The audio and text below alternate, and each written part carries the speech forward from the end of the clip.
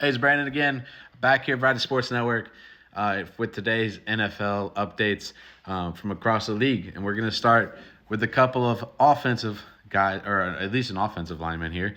Joe Turney has been traded from the Kansas City Chiefs to the Chicago Bears for a 2026 fourth-round pick. Big update, or big improvement to the Bears offensive line. See what happens in Chicago come next year. Now, as we head to the AFC North, the Bengals released defensive end Sam Hubbard today as well after 7 seasons in Cincinnati. But he ended up retiring. Okay, so he gets released, then decides to retire after 7 years in Cincinnati. He's a hometown Cincinnati guy, too. Saves the Bengals about $9.5 million in cap space, too. So that helps. We'll stick with the big men here across the defensive line. And Maxx Crosby signs a 3-year, $106.5 million extension with the Las Vegas Raiders, making him the highest non-quarterback player in NFL history. Now, the Eagles are adding a piece here today on the defensive side of the ball as they sign Zach Braun to a 3-year.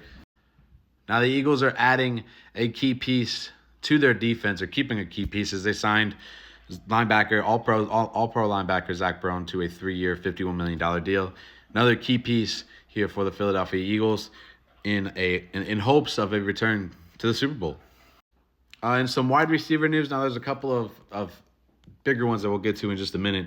But the Jacksonville Jaguars plan on releasing wide receiver Christian Kirk before the deadline, the release deadline, whatnot, which I think is this week sometime later on.